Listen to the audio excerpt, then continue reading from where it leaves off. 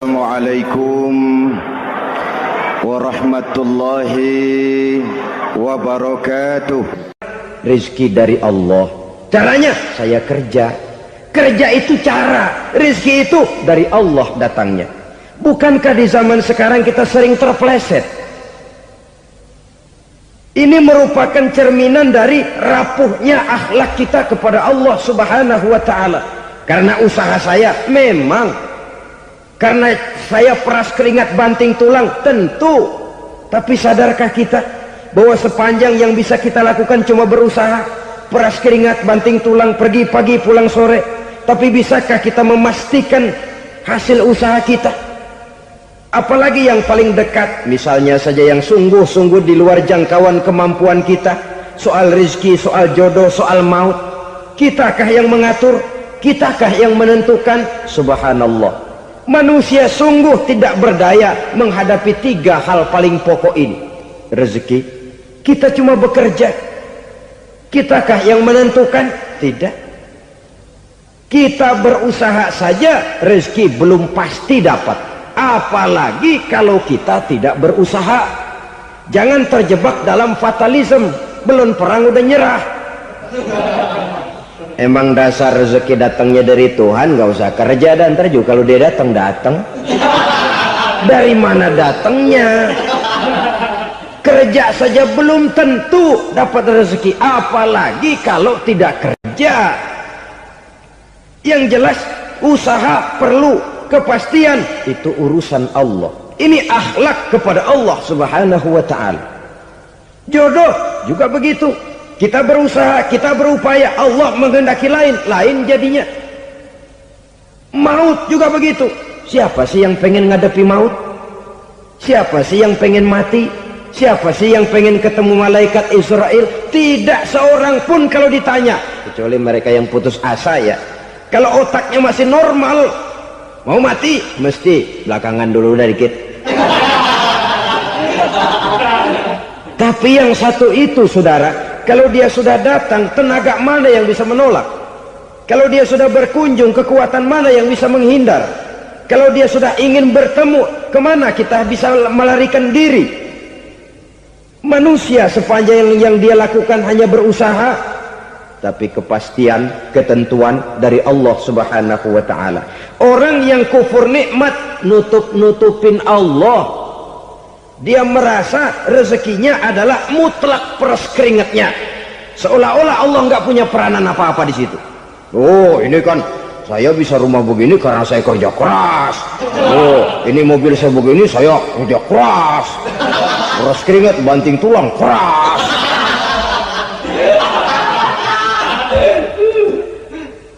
Saudara-saudara kaum muslimin rahimakumullah. Jadi menutupi Allah. Akibatnya nanti kalau dia berhasil, Allah ketutupan. Kalau dia gagal, orang lain dicaci maki, dicari kambing hitam. Yang kambing hitam kan mahal.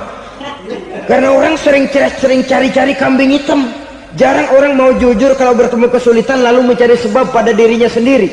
Yang paling enak ya nyalain orang. Lo begitu. Orang lain yang paling enak kita salahin. Au ya'malu fi mukhalafatil mun'im, atau dia melakukan sesuatu yang tidak sesuai dengan kehendak yang memberikannya nikmat. Diberikan kita tangan, mulut sih nggak berhenti, terima kasih Tuhan, alhamdulillah saya dikasih tangan. Cuma nih tangan enteng mak nabokin orang mulut.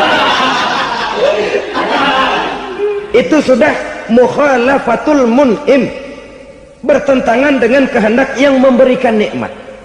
Diberikan harta, mulutnya mah basah, terima kasih Tuhan, alhamdulillah dikasih harta, tapi pelitnya minta ampun, kikir koret medit. Ini juga termasuk kufur nikmat, mempergunakan suatu nikmat bertentangan dengan kehendak daripada yang memberikan nikmat itu sendiri. Saudara-saudara kaum muslimin rahimakumullah. Oleh karenanya kufur iman memang lebih bahaya daripada kufur nikmat. Tapi jangan lupa, kufur nikmat bisa menyeret orang kepada kufur iman. Nah kalau Allah udah dialingin, Tuhan sudah dinomor duain, lama-lama kenapa dia tidak mendewakan dirinya sendiri, mendewakan pangkatnya, mendewa-dewakan otaknya, mendewa-dewakan kemampuannya? Pada awalnya dia memang cuma kufur nikmat, tapi lambat laun kalau ini tidak diobati, secara pasti orang akan mengarah kepada kufur iman. Bisa berbentuk syirik, bisa berbentuk nifak, bisa berbentuk riddah. Saudara-saudara, oleh karena itu menjaga akhlak kepada Allah mutlak penting. Sebab apa? Kita tidak berakhlak kepada manusia saja, kita dikucilkan dari pergaulan. Kalau kita tidak berakhlak kepada Allah, dikucilkan oleh Allah. Hadis qudsi menyatakan, man lam yashkur ala na'mai wa lam yasbir ala balai falyakhruj min tahtis samai falyatlub rabban siwaya. Kata Allah, siapa orang yang tidak mau bersyukur terhadap nikmat yang aku berikan kepadanya dan tidak mau sabar terhadap ujian yang aku berikan kepadanya, falyakhruj min tahtis samai, persilahkan saja keluar dari kolong langitku, waliyatlub rabban siwaya, tolong cari Tuhan lain selain daripada aku. Murka Allah, diusir, cuman gak kedengeran aja.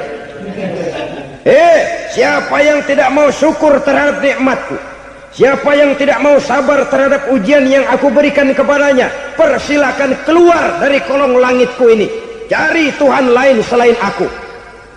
Nah, langit Tuhan yang punya, Tuhan kita lawan, diusir dari kolong langit, mau pindah ke kolong mana?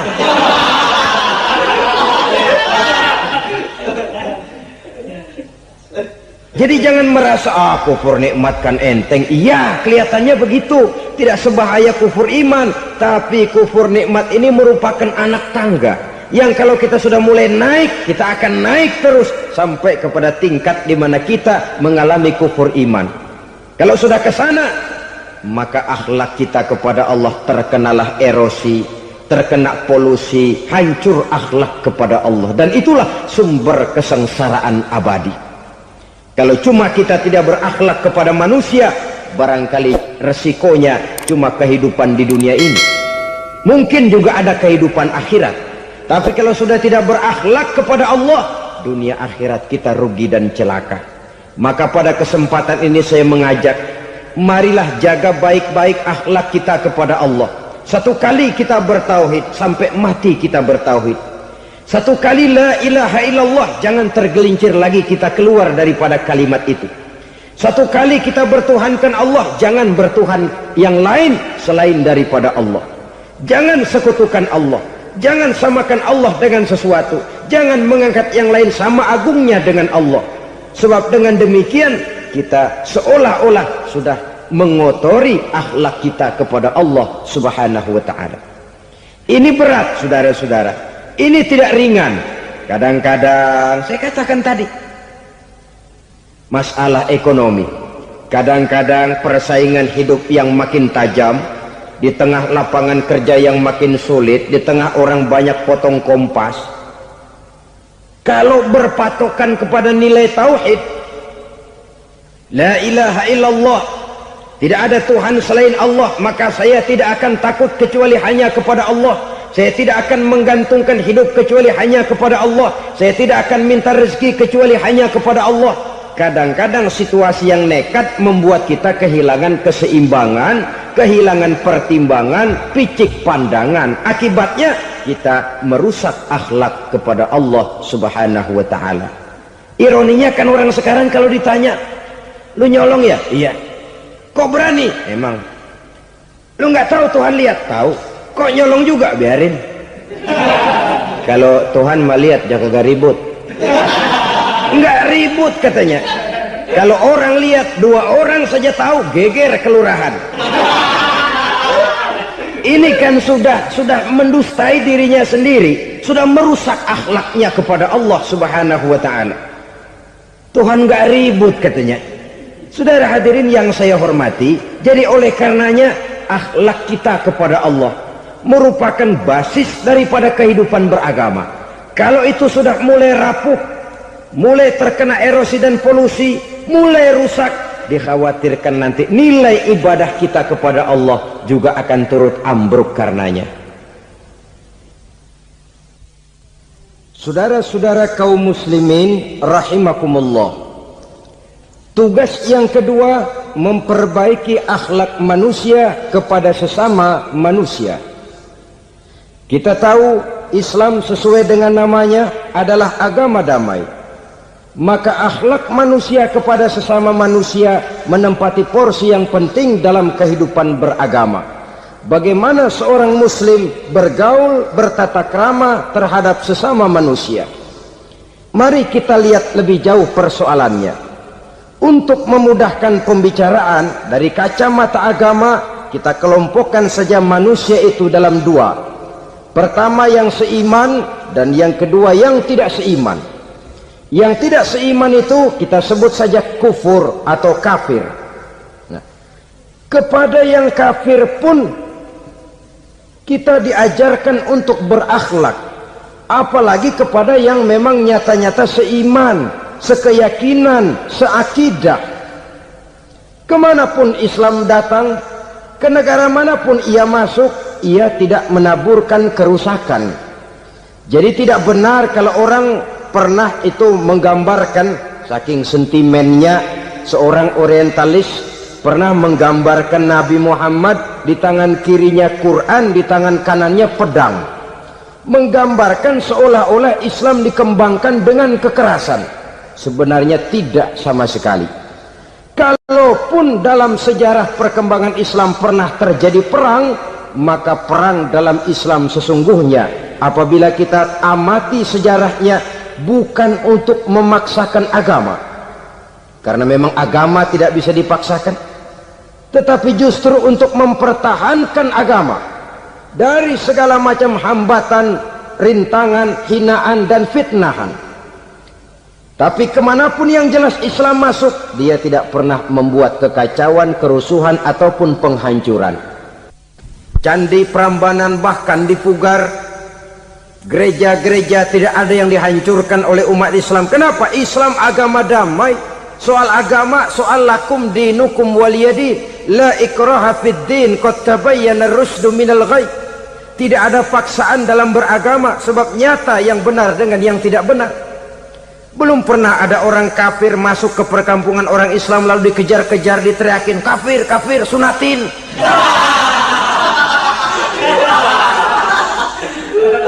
Belum pernah.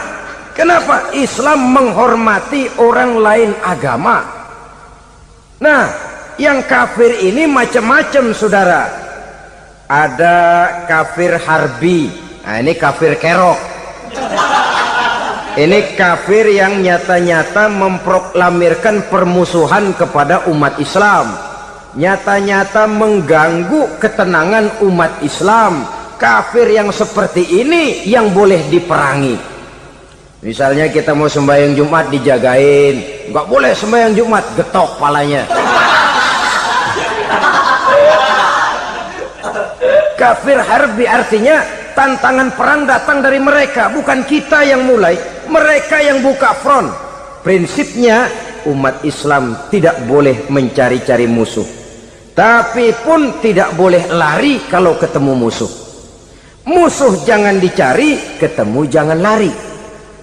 Karena itu kesan seolah-olah umat Islam ini teroris, umat Islam ini destroyer, umat Islam ini sering menimbulkan keonaran, kerusakan. Sungguh satu fitnahan yang sangat keji. Umat Islam adalah umat yang cinta damai. Islam di masa perkembangannya masuki Eropa melalui Selat Gibraltar, Jabal Tariq, memasuki Spanyol. Islam tidak pernah meruntuhkan gereja, Islam tidak pernah membunuh orang-orang Nasrani. Bahkan Islam mewariskan peradaban dan kebudayaan yang begitu tinggi nilainya di bidang ilmu pengetahuan, sampai ketika itu Barat banyak mengkaji ilmu pengetahuan dari dunia Islam. Buku-buku berbahasa Arab diterjemahkan ke bahasa Yunani, dipelajari oleh para cendekiawan di negeri Barat sana. Mereka mengambil manfaat yang banyak dari masuknya Islam ke Eropa. Sementara gereja tetap berdiri dengan megahnya, kuil-kuil tempat peribadatan tidak satupun yang diusik-usik. Kenapa? Islam agama yang cinta damai. Asal dia tidak diganggu, asal kehormatannya tidak dihinakan.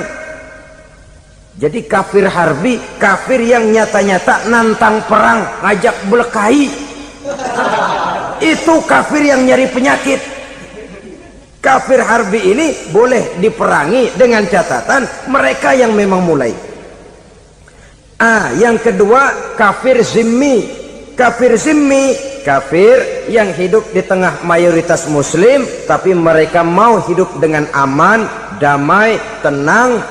Mereka wajib dilindungi. Bahkan Nabi pernah memberikan satu jaminan, man aza zimmiyan faqad azani. Siapa yang mengganggu orang kafir zimmi sama saja dengan mengganggu saya. Kehormatannya dijaga, harta bendanya dilindungi, anak istrinya pun dilindungi. Dan ini jadi kenyataan. Saudara bisa lihat di negara-negara yang mayoritas penduduknya beragama Islam, orang-orang kafir di luar Islam hidup dengan tenang, aman, damai. Di Saudi Arabia, di luar tanah haram, di luar Mekah dan Madinah, banyak orang-orang kafir mencari nafkah. Mereka tenang, aman, dilindungi undang-undang. Begitu di Mesir, begitu di negara Indonesia yang berdasarkan Pancasila ini. Kehidupan beragama menimbulkan gairah, rukun, tenang, aman, damai, sepanjang tidak saling ganggu, tidak saling usik, menghargai orang yang sudah beragama, tidak menjadikan penganut suatu agama sebagai sasaran dari dakwah agama lainnya. Saudara-saudara kaum muslimin rahimakumullah. Jadi memang oleh Al-Quran kita dianjurkan asyidda 'alal kuffar ruhama bainahum. Tegas kepada orang kafir, kasih sayang kepada sesama muslim. Tapi tegas bukanlah berarti marah-marahan, bukan berarti musuh-musuhan, bukan ngajaki perang. Tegas dalam arti punya garis tentang kehidupan beragama, lakum dinukum waliyadin. Soal kehidupan sosial, mari kerjasama. Bangun jalan, ayo rame-rame. Siskamling, mari bebarengan. Bikin puskesmas, mari sama-sama. Tapi kalau sudah soal agama, itu tidak perlu ada toleransi agama. Yang perlu toleransi antar umat beragama. Kalau umatnya mau kerjasama silakan, tapi tidak menyangkut soal ibadah. Jangan kerjasama di bidang ibadah. Itu kerjasama yang salah pasang, saudara-saudara. Sehingga dengan demikian toleransi adalah menyangkut kehidupan antar umat beragama. Sedangkan agama sendiri punya kapling yang nyata. Sehingga dengan demikian tegas kepada orang kafir dalam arti kita punya satu kepribadian, tidak ngambang. Enggak, lalu kalau ditanya orang, sebenarnya agama lu apa sih? Gua mah gimana musimnya aja. Agama pakai musim kayak rambutan. Akhirnya ya begitu, musim-musiman. Ke masjid kelihatan, ke gereja hayo, ke candi nongol, ke apa? Bingung malaikat bagaimana nyatetnya nih bocah ini. Di mana aja ada. Kita punya satu kepribadian, saya muslim dan garis saya ini, lakum dinukum waliyadin. Bagi Tuhan persilakan agama Tuhan, bagi kami agama kami. Kami hormati Tuhan, Tuhan hormat kepada kami. Tapi soal agama kaplingnya jelas. Kerjasama, mari urusan muamalah, bidang sosial. Yuk kita siskamling sama-sama dengan orang lain agama. Mari jaga kerukunan, kesatuan, persatuan, kekompakan. Perbaiki jalan yang rusak, mari sama-sama. Mendandani jembatan yang runtuh, mari sama-sama. Tapi sembahyang, kaplingnya lain-lain.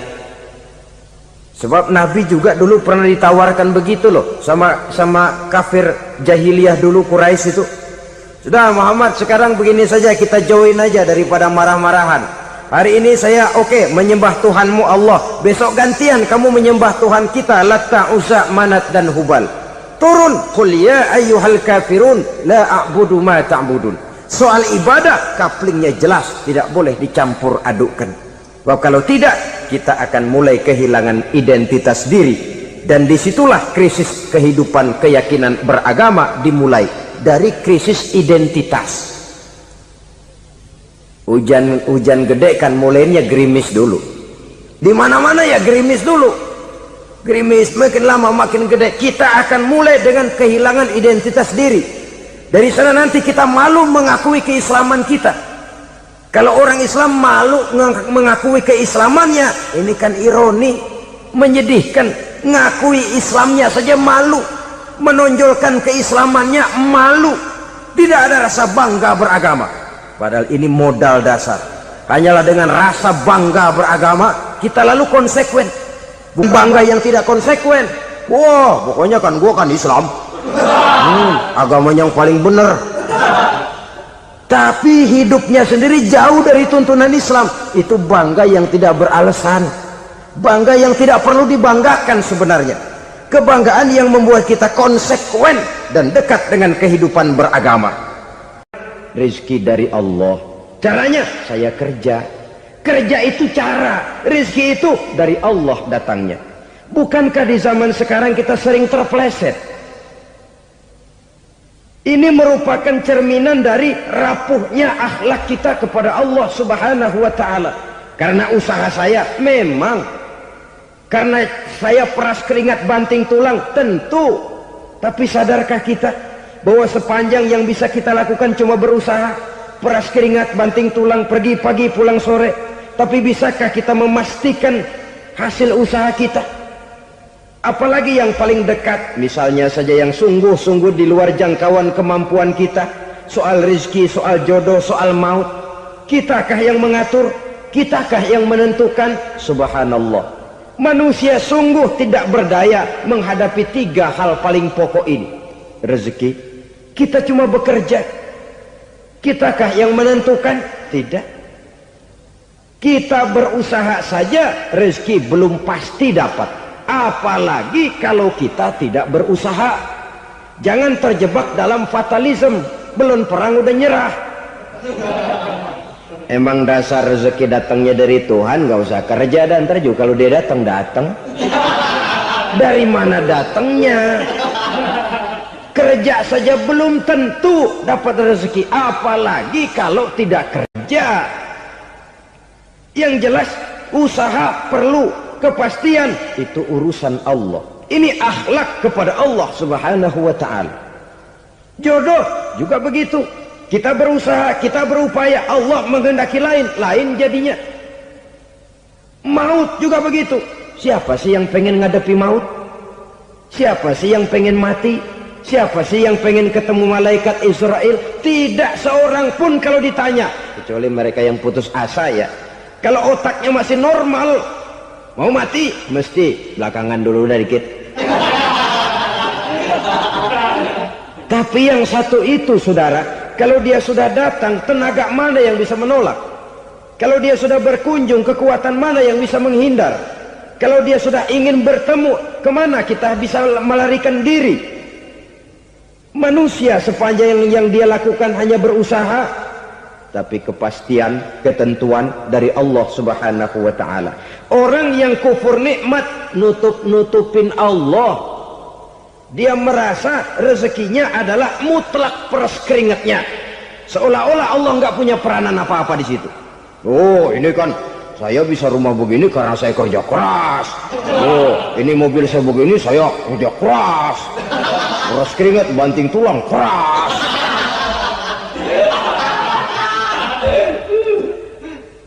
Saudara-saudara kaum muslimin rahimahkumullah. Jadi menutupi Allah. Akibatnya nanti kalau dia berhasil, Allah ketutupan. Kalau dia gagal, orang lain dicaci maki, dicari kambing hitam. Yang kambing hitam kan mahal. Karena orang sering cari-cari kambing hitam. Jarang orang mau jujur kalau bertemu kesulitan lalu mencari sebab pada dirinya sendiri. Yang paling enak ya nyalain orang. Lo begitu. Orang lain yang paling enak kita salahin. Au ya'malu fi mukhalafatil mun'im, atau dia melakukan sesuatu yang tidak sesuai dengan kehendak yang memberikannya nikmat.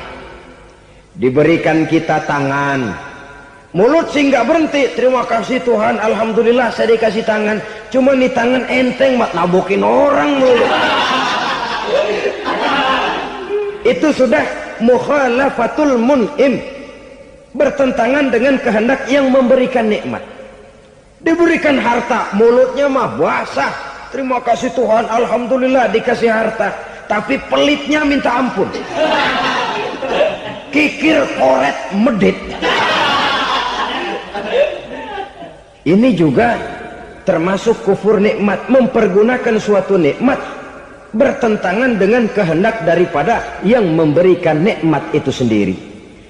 Saudara-saudara kaum muslimin rahimakumullah, oleh karenanya kufur iman memang lebih bahaya daripada kufur nikmat. Tapi jangan lupa, kufur nikmat bisa menyeret orang kepada kufur iman. Nah kalau Allah udah dialingin, Tuhan sudah dinomor duain, lama-lama kenapa dia tidak mendewakan dirinya sendiri, mendewakan pangkatnya, mendewa-dewakan otaknya, mendewa-dewakan kemampuannya? Pada awalnya dia memang cuma kufur nikmat, tapi lambat laun kalau ini tidak diobati, secara pasti orang akan mengarah kepada kufur iman. Bisa berbentuk syirik, bisa berbentuk nifak, bisa berbentuk riddah. Saudara-saudara, oleh karena itu menjaga akhlak kepada Allah mutlak penting. Sebab apa? Kita tidak berakhlak kepada manusia saja, kita dikucilkan dari pergaulan. Kalau kita tidak berakhlak kepada Allah, dikucilkan oleh Allah. Hadis qudsi menyatakan, man lam yashkur ala na'mai wa lam yasbir ala balai falyakhruj min tahtis samai falyatlub rabban siwaya. Kata Allah, siapa orang yang tidak mau bersyukur terhadap nikmat yang aku berikan kepadanya dan tidak mau sabar terhadap ujian yang aku berikan kepadanya, falyakhruj min tahtis samai, persilahkan saja keluar dari kolong langitku, waliyatlub rabban siwaya, tolong cari Tuhan lain selain daripada aku. Murka Allah, diusir, cuman gak kedengeran aja. Siapa yang tidak mau syukur terhadap nikmatku, siapa yang tidak mau sabar terhadap ujian yang aku berikan kepadanya, persilakan keluar dari kolong langitku ini, cari Tuhan lain selain aku. Nah, langit Tuhan yang punya, Tuhan kita lawan, diusir dari kolong langit, mau pindah ke kolong mana?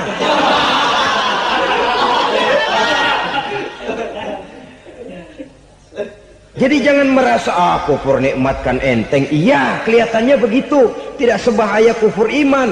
Tapi kufur nikmat ini merupakan anak tangga yang kalau kita sudah mulai naik, kita akan naik terus sampai kepada tingkat di mana kita mengalami kufur iman. Kalau sudah ke sana, maka akhlak kita kepada Allah terkenalah erosi, terkena polusi, hancur akhlak kepada Allah, dan itulah sumber kesengsaraan abadi. Kalau cuma kita tidak berakhlak kepada manusia, barangkali resikonya cuma kehidupan di dunia ini. Mungkin juga ada kehidupan akhirat. Tapi kalau sudah tidak berakhlak kepada Allah, dunia akhirat kita rugi dan celaka. Maka pada kesempatan ini saya mengajak, marilah jaga baik-baik akhlak kita kepada Allah. Satu kali kita bertauhid, sampai mati kita bertauhid. Satu kali la ilaha illallah, jangan tergelincir lagi kita keluar daripada kalimat itu. Satu kali kita bertuhankan Allah, jangan bertuhan yang lain selain daripada Allah. Jangan sekutukan Allah, jangan samakan Allah dengan sesuatu, jangan mengangkat yang lain sama agungnya dengan Allah. Sebab dengan demikian kita seolah-olah sudah mengotori akhlak kita kepada Allah subhanahu wa ta'ala. Ini berat saudara-saudara, ini tidak ringan. Kadang-kadang saya katakan tadi, masalah ekonomi, kadang-kadang persaingan hidup yang makin tajam, di tengah lapangan kerja yang makin sulit, di tengah orang banyak potong kompas. Kalau berpatokan kepada nilai tauhid, la ilaha illallah, tidak ada Tuhan selain Allah, maka saya tidak akan takut kecuali hanya kepada Allah. Saya tidak akan menggantungkan hidup kecuali hanya kepada Allah. Saya tidak akan minta rezeki kecuali hanya kepada Allah. kadang-kadang situasi yang nekat membuat kita kehilangan keseimbangan, kehilangan pertimbangan, picik pandangan. Akibatnya kita merusak akhlak kepada Allah Subhanahu wa ta'ala. Ironinya kan orang sekarang kalau ditanya, lu nyolong ya? Iya. Kok berani? Emang. Lu nggak tahu Tuhan lihat? Tahu. Kok nyolong juga? Biarin. Kalau Tuhan mah lihat, jangan kagak ribut. Nggak ribut katanya. Kalau orang lihat, 2 orang saja tahu, geger kelurahan. Ini kan sudah mendustai dirinya sendiri, sudah merusak akhlaknya kepada Allah Subhanahu wa ta'ala. Tuhan nggak ribut katanya. Saudara hadirin yang saya hormati, jadi oleh karenanya akhlak kita kepada Allah merupakan basis daripada kehidupan beragama. Kalau itu sudah mulai rapuh, mulai terkena erosi dan polusi, mulai rusak, dikhawatirkan nanti nilai ibadah kita kepada Allah juga akan turut ambruk karenanya. Saudara-saudara kaum muslimin rahimakumullah, tugas yang kedua memperbaiki akhlak manusia kepada sesama manusia. Kita tahu Islam sesuai dengan namanya adalah agama damai. Maka akhlak manusia kepada sesama manusia menempati porsi yang penting dalam kehidupan beragama. Bagaimana seorang muslim bergaul, bertata krama terhadap sesama manusia. Mari kita lihat lebih jauh persoalannya. Untuk memudahkan pembicaraan dari kacamata agama, kita kelompokkan saja manusia itu dalam 2. Pertama yang seiman dan yang kedua yang tidak seiman. Yang tidak seiman itu kita sebut saja kufur atau kafir. Nah, kepada yang kafir pun kita diajarkan untuk berakhlak, apalagi kepada yang memang nyata-nyata seiman, sekeyakinan, seakidah. Kemanapun Islam datang, ke negara manapun ia masuk, ia tidak menaburkan kerusakan. Jadi tidak benar kalau orang pernah itu menggambarkan, saking sentimennya seorang orientalis pernah menggambarkan Nabi Muhammad di tangan kirinya Quran, di tangan kanannya pedang, menggambarkan seolah-olah Islam dikembangkan dengan kekerasan. Sebenarnya tidak sama sekali. Kalaupun dalam sejarah perkembangan Islam pernah terjadi perang, maka perang dalam Islam sesungguhnya apabila kita amati sejarahnya bukan untuk memaksakan agama, karena memang agama tidak bisa dipaksakan, tetapi justru untuk mempertahankan agama dari segala macam hambatan, rintangan, hinaan dan fitnahan. Tapi kemanapun yang jelas Islam masuk, dia tidak pernah membuat kekacauan, kerusuhan ataupun penghancuran. Candi Prambanan bahkan dipugar, gereja-gereja tidak ada yang dihancurkan oleh umat Islam. Kenapa? Islam agama damai. Soal agama, soal lakum dinukum waliyadin, la ikraha fid din, qad tabayyana ar-rusdu minal ghayy. Tidak ada paksaan dalam beragama, sebab nyata yang benar dengan yang tidak benar. Belum pernah ada orang kafir masuk ke perkampungan orang Islam lalu dikejar-kejar, diteriakin kafir, kafir, sunatin.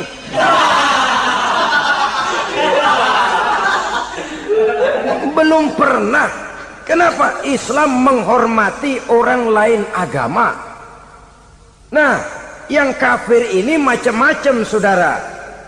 Ada kafir harbi. Nah, ini kafir kerok. Ini kafir yang nyata-nyata memproklamirkan permusuhan kepada umat Islam, nyata-nyata mengganggu ketenangan umat Islam. Kafir yang seperti ini yang boleh diperangi. Misalnya kita mau sembahyang Jumat dijagain, nggak boleh sembahyang Jumat, getok palanya. Kafir harbi artinya tantangan perang datang dari mereka, bukan kita yang mulai. Mereka yang buka front. Prinsipnya umat Islam tidak boleh mencari-cari musuh, tapi pun tidak boleh lari kalau ketemu musuh. Musuh jangan dicari, ketemu jangan lari. Karena itu kesan seolah-olah umat Islam ini teroris, umat Islam ini destroyer, umat Islam ini sering menimbulkan keonaran, kerusakan. Sungguh satu fitnahan yang sangat keji. Umat Islam adalah umat yang cinta damai. Islam di masa perkembangannya masuki Eropa melalui Selat Gibraltar, Jabal Tariq, memasuki Spanyol. Islam tidak pernah meruntuhkan gereja. Islam tidak pernah membunuh orang-orang Nasrani. Bahkan Islam mewariskan peradaban dan kebudayaan yang begitu tinggi nilainya di bidang ilmu pengetahuan. Sampai ketika itu Barat banyak mengkaji ilmu pengetahuan dari dunia Islam. Buku-buku berbahasa Arab diterjemahkan ke bahasa Yunani, dipelajari oleh para cendekiawan di negeri Barat sana. Mereka mengambil manfaat yang banyak dari masuknya Islam ke Eropa. Sementara gereja tetap berdiri dengan megahnya. Kuil-kuil tempat peribadatan tidak satupun yang diusik-usik. Kenapa? Islam agama yang cinta damai. Asal dia tidak diganggu, asal kehormatannya tidak dihinakan. Jadi kafir harbi, kafir yang nyata-nyata nantang perang, ngajak berkelahi, itu kafir yang nyari penyakit. Kafir harbi ini boleh diperangi dengan catatan mereka yang memang mulai. Yang kedua, kafir zimmi. Kafir zimmi, kafir yang hidup di tengah mayoritas muslim, tapi mereka mau hidup dengan aman, damai, tenang. Mereka wajib dilindungi. Bahkan Nabi pernah memberikan satu jaminan, man azazimmiyan faqad azani. Siapa yang mengganggu orang kafir zimmi sama saja dengan mengganggu saya. Kehormatannya dijaga, harta bendanya dilindungi, anak istrinya pun dilindungi. Dan ini jadi kenyataan. Saudara bisa lihat di negara-negara yang mayoritas penduduknya beragama Islam, orang-orang kafir di luar Islam hidup dengan tenang, aman, damai. Di Saudi Arabia, di luar tanah haram, di luar Mekah dan Madinah, banyak orang-orang kafir mencari nafkah. Mereka tenang, aman, dilindungi undang-undang. Begitu di Mesir, begitu di negara Indonesia yang berdasarkan Pancasila ini. Kehidupan beragama menimbulkan gairah, rukun, tenang, aman, damai, sepanjang tidak saling ganggu, tidak saling usik, menghargai orang yang sudah beragama, tidak menjadikan penganut suatu agama sebagai sasaran dari dakwah agama lainnya. Saudara-saudara kaum muslimin rahimakumullah. Jadi memang oleh Al-Quran kita dianjurkan asidda alal kuffar ruhama bainahum. Tegas kepada orang kafir, kasih sayang kepada sesama muslim. Tapi tegas bukanlah berarti marah-marahan, bukan berarti musuh-musuhan, bukan ngajaki perang. Tegas dalam arti punya garis tentang kehidupan beragama. Lakum dinukum waliyadin. Soal kehidupan sosial, mari kerjasama. Bangun jalan, ayo rame-rame. Siskamling, mari bebarengan. Bikin puskesmas, mari sama-sama. Tapi kalau sudah soal agama, itu tidak perlu ada toleransi agama. Yang perlu toleransi antar umat beragama. Kalau umatnya mau kerjasama silakan, tapi tidak menyangkut soal ibadah. Jangan kerjasama di bidang ibadah. Itu kerjasama yang salah pasang, saudara-saudara. Sehingga dengan demikian toleransi adalah menyangkut kehidupan antar umat beragama. Sedangkan agama sendiri punya kapling yang nyata. Sehingga dengan demikian tegas kepada orang kafir dalam arti kita punya satu kepribadian. Tidak ngambang. Enggak, lalu kalau ditanya orang, sebenarnya agama lu apa sih? Gua mah gimana musimnya aja. Agama pakai musim kayak rambutan.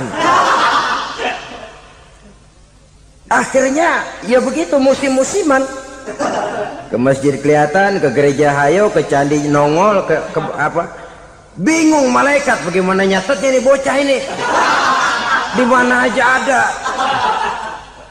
Kita punya satu kepribadian. Saya muslim dan garis saya ini, lakum dinukum waliyadin. Bagi Tuhan persilakan agama Tuhan, bagi kami agama kami. Kami hormati Tuhan, Tuhan hormat kepada kami. Tapi soal agama kaplingnya jelas. Kerjasama, mari urusan muamalah, bidang sosial. Yuk kita siskamling sama-sama dengan orang lain agama. Mari jaga kerukunan, kesatuan, persatuan, kekompakan. Perbaiki jalan yang rusak, mari sama-sama. Mendandani jembatan yang runtuh, mari sama-sama. Tapi sembahyang, kaplingnya lain-lain. Sebab Nabi juga dulu pernah ditawarkan begitu loh sama kafir jahiliyah dulu, Quraisy itu. Sudah Muhammad, sekarang begini saja, kita join aja daripada marah-marahan. Hari ini saya oke menyembah Tuhanmu Allah, besok gantian kamu menyembah Tuhan kita Latta, Uzza, Manat dan Hubal. Turun, qul ya ayyuhal kafirun la a'budu ma ta'budun. Soal ibadah kaplingnya jelas, tidak boleh dicampur adukkan. Sebab kalau tidak, kita akan mulai kehilangan identitas diri. Dan disitulah krisis kehidupan keyakinan beragama dimulai. Dari krisis identitas. Hujan gede kan mulainya gerimis dulu. Di mana-mana ya gerimis dulu. Gerimis makin lama makin gede. Kita akan mulai dengan kehilangan identitas diri. Dari sana nanti kita malu mengakui keislaman kita. Kalau orang Islam malu mengakui keislamannya, ini kan ironi, menyedihkan. Ngakui Islamnya saja malu, menonjolkan keislamannya malu, tidak ada rasa bangga beragama. Padahal ini modal dasar. Hanyalah dengan rasa bangga beragama kita lalu konsekuen. Bukan bangga yang tidak konsekuen. Wah, pokoknya kan gua kan Islam, agamanya yang paling benar. Tapi hidupnya sendiri jauh dari tuntunan Islam. Itu bangga yang tidak beralasan, bangga yang tidak perlu dibanggakan sebenarnya. Kebanggaan yang membuat kita konsekuen dan dekat dengan kehidupan beragama. Rizki dari Allah. Caranya saya kerja. Kerja itu cara, rizki itu dari Allah datangnya. Bukankah di zaman sekarang kita sering terpleset? Ini merupakan cerminan dari rapuhnya akhlak kita kepada Allah Subhanahu wa ta'ala. Karena usaha saya memang, karena saya peras keringat banting tulang, tentu. Tapi sadarkah kita bahwa sepanjang yang bisa kita lakukan cuma berusaha, peras keringat banting tulang, pergi pagi pulang sore. Tapi bisakah kita memastikan hasil usaha kita? Apalagi yang paling dekat, misalnya saja yang sungguh-sungguh di luar jangkauan kemampuan kita, soal rezeki, soal jodoh, soal maut. Kitakah yang mengatur? Kitakah yang menentukan? Subhanallah, manusia sungguh tidak berdaya menghadapi tiga hal paling pokok ini. Rezeki, kita cuma bekerja. Kitakah yang menentukan? Tidak. Kita berusaha saja rezeki belum pasti dapat, apalagi kalau kita tidak berusaha. Jangan terjebak dalam fatalisme, belum perang udah nyerah.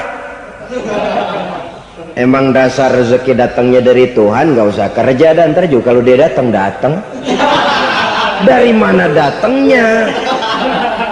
Kerja saja belum tentu dapat rezeki, apalagi kalau tidak kerja. Yang jelas usaha perlu, kepastian itu urusan Allah. Ini akhlak kepada Allah Subhanahu wa ta'ala. Jodoh juga begitu. Kita berusaha, kita berupaya, Allah menghendaki lain jadinya. Maut juga begitu. Siapa sih yang pengen ngadepi maut? Siapa sih yang pengen mati?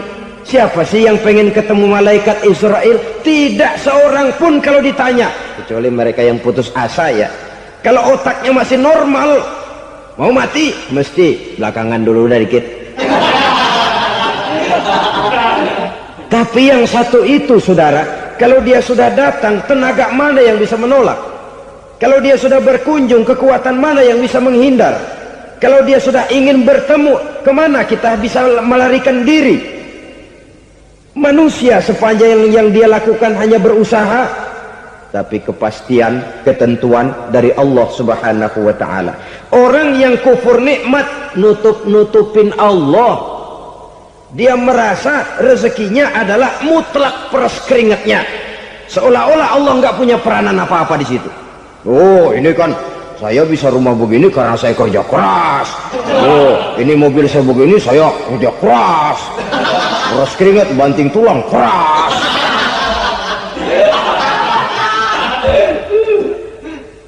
Saudara-saudara kaum muslimin rahimahkumullah. Jadi menutup-nutupi Allah. Akibatnya nanti kalau dia berhasil, Allah ketutupan. Kalau dia gagal, orang lain dicaci maki, dicari kambing hitam. Yang kambing hitam kan mahal. Karena orang sering cari-cari kambing hitam. Jarang orang mau jujur kalau bertemu kesulitan lalu mencari sebab pada dirinya sendiri. Yang paling enak ya nyalain orang. Lo begitu. Orang lain yang paling enak kita salahin. Au ya'malu fi mukhalafatil mun'im, atau dia melakukan sesuatu yang tidak sesuai dengan kehendak yang memberikannya nikmat. Diberikan kita tangan, mulut sih nggak berhenti, terima kasih Tuhan, alhamdulillah saya dikasih tangan.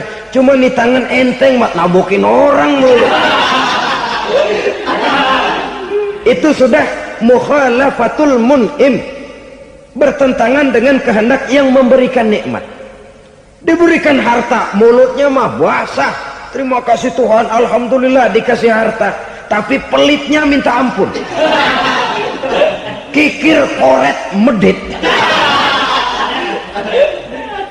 Ini juga termasuk kufur nikmat, mempergunakan suatu nikmat bertentangan dengan kehendak daripada yang memberikan nikmat itu sendiri.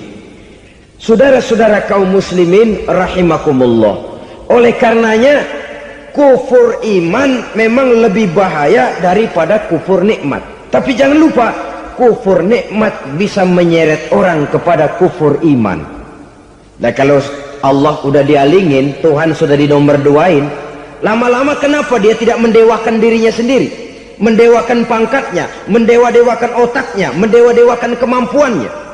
Pada awalnya dia memang cuma kufur nikmat, tapi lambat laun kalau ini tidak diobati, secara pasti orang akan mengarah kepada kufur iman. Bisa berbentuk syirik, bisa berbentuk nifak, bisa berbentuk riddah.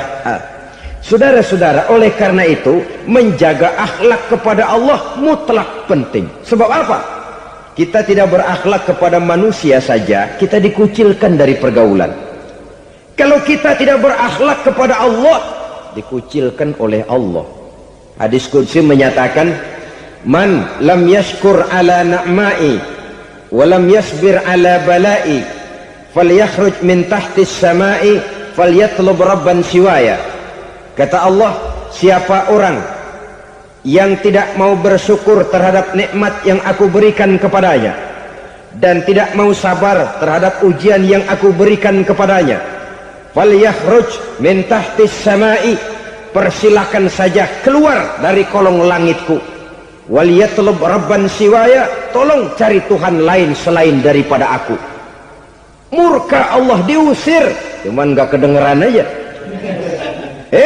Siapa yang tidak mau syukur terhadap nikmatku, siapa yang tidak mau sabar terhadap ujian yang aku berikan kepadanya, persilakan keluar dari kolong langitku ini, cari Tuhan lain selain aku.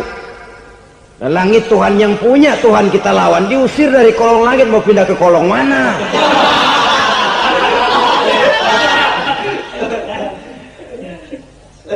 Jadi jangan merasa kufur nikmat kan enteng. Iya, kelihatannya begitu, tidak sebahaya kufur iman.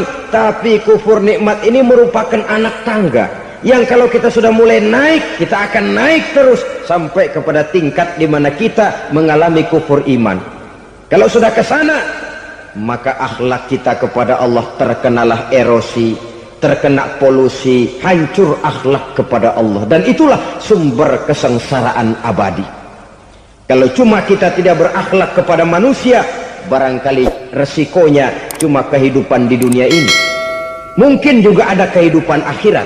Tapi kalau sudah tidak berakhlak kepada Allah, dunia akhirat kita rugi dan celaka. Maka pada kesempatan ini saya mengajak, marilah jaga baik-baik akhlak kita kepada Allah. Satu kali kita bertauhid, sampai mati kita bertauhid. Satu kali la ilaha illallah, jangan tergelincir lagi kita keluar daripada kalimat itu. Satu kali kita bertuhankan Allah, jangan bertuhan yang lain selain daripada Allah. Jangan sekutukan Allah, jangan samakan Allah dengan sesuatu, jangan mengangkat yang lain sama agungnya dengan Allah. Sebab dengan demikian kita seolah-olah sudah mengotori akhlak kita kepada Allah subhanahu wa ta'ala. Ini berat saudara-saudara, ini tidak ringan. Kadang-kadang saya katakan tadi, masalah ekonomi, kadang-kadang persaingan hidup yang makin tajam, di tengah lapangan kerja yang makin sulit, di tengah orang banyak potong kompas. Kalau berpatokan kepada nilai tauhid, la ilaha illallah, tidak ada Tuhan selain Allah, maka saya tidak akan takut kecuali hanya kepada Allah. Saya tidak akan menggantungkan hidup kecuali hanya kepada Allah. Saya tidak akan minta rezeki kecuali hanya kepada Allah. Kadang-kadang situasi yang nekat membuat kita kehilangan keseimbangan, kehilangan pertimbangan, picik pandangan. Akibatnya kita merusak akhlak kepada Allah subhanahu wa ta'ala. Ironinya kan orang sekarang kalau ditanya, lu nyolong ya? Iya. Kok berani? Emang. Lu nggak tahu Tuhan lihat? Tahu. Kok nyolong juga? Biarin. Kalau Tuhan mah lihat, jangan kagak ribut. Nggak ribut katanya. Kalau orang lihat, 2 orang saja tahu, geger kelurahan. Ini kan sudah mendustai dirinya sendiri, sudah merusak akhlaknya kepada Allah subhanahu wa ta'ala. Tuhan nggak ribut katanya. Saudara hadirin yang saya hormati, jadi oleh karenanya akhlak kita kepada Allah merupakan basis daripada kehidupan beragama. Kalau itu sudah mulai rapuh, mulai terkena erosi dan polusi, mulai rusak, dikhawatirkan nanti nilai ibadah kita kepada Allah juga akan turut ambruk karenanya. Saudara-saudara kaum muslimin rahimakumullah, tugas yang kedua, memperbaiki akhlak manusia kepada sesama manusia. Kita tahu Islam sesuai dengan namanya adalah agama damai. Maka akhlak manusia kepada sesama manusia menempati porsi yang penting dalam kehidupan beragama. Bagaimana seorang muslim bergaul, bertata krama terhadap sesama manusia. Mari kita lihat lebih jauh persoalannya. Untuk memudahkan pembicaraan dari kacamata agama, kita kelompokkan saja manusia itu dalam 2. Pertama yang seiman, dan yang kedua yang tidak seiman. Yang tidak seiman itu kita sebut saja kufur atau kafir. Nah, kepada yang kafir pun kita diajarkan untuk berakhlak, apalagi kepada yang memang nyata-nyata seiman, sekeyakinan, seakidah. Kemanapun Islam datang, ke negara manapun ia masuk, ia tidak menaburkan kerusakan.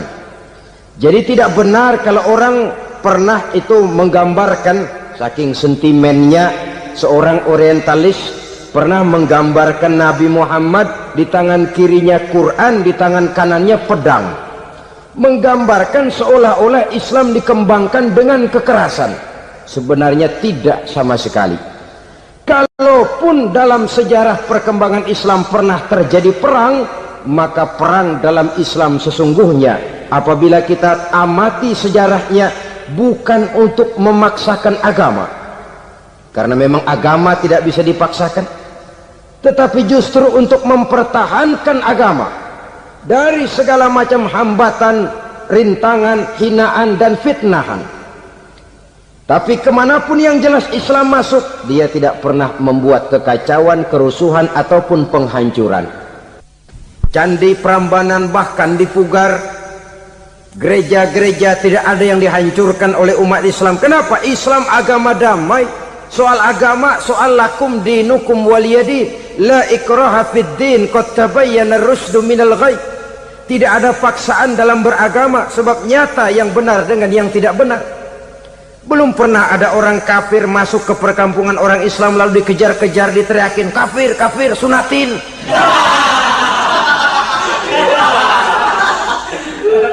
Belum pernah. Kenapa? Islam menghormati orang lain agama. Nah, yang kafir ini macam-macam saudara. Ada kafir harbi. Nah, ini kafir kerok. Ini kafir yang nyata-nyata memproklamirkan permusuhan kepada umat Islam, nyata-nyata mengganggu ketenangan umat Islam. Kafir yang seperti ini yang boleh diperangi. Misalnya kita mau sembahyang Jumat dijagain, nggak boleh sembahyang Jumat, getok palanya. Kafir harbi artinya tantangan perang datang dari mereka, bukan kita yang mulai, mereka yang buka front. Prinsipnya umat Islam tidak boleh mencari-cari musuh, tapi pun tidak boleh lari kalau ketemu musuh. Musuh jangan dicari, ketemu jangan lari. Karena itu kesan seolah-olah umat Islam ini teroris, umat Islam ini destroyer, umat Islam ini sering menimbulkan keonaran, kerusakan. Sungguh satu fitnahan yang sangat keji. Umat Islam adalah umat yang cinta damai. Islam di masa perkembangannya masuki Eropa melalui Selat Gibraltar, Jabal Tariq, memasuki Spanyol. Islam tidak pernah meruntuhkan gereja, Islam tidak pernah membunuh orang-orang Nasrani. Bahkan Islam mewariskan peradaban dan kebudayaan yang begitu tinggi nilainya di bidang ilmu pengetahuan, sampai ketika itu Barat banyak mengkaji ilmu pengetahuan dari dunia Islam. Buku-buku berbahasa Arab diterjemahkan ke bahasa Yunani, dipelajari oleh para cendekiawan di negeri Barat sana. Mereka mengambil manfaat yang banyak dari masuknya Islam ke Eropa. Sementara gereja tetap berdiri dengan megahnya, kuil-kuil tempat peribadatan tidak satupun yang diusik-usik. Kenapa? Islam agama yang cinta damai. Asal dia tidak diganggu, asal kehormatannya tidak dihinakan. Jadi kafir harbi, kafir yang nyata-nyata nantang perang, ngajak berkelahi, itu kafir yang nyari penyakit. Kafir harbi ini boleh diperangi dengan catatan mereka yang memang mulai.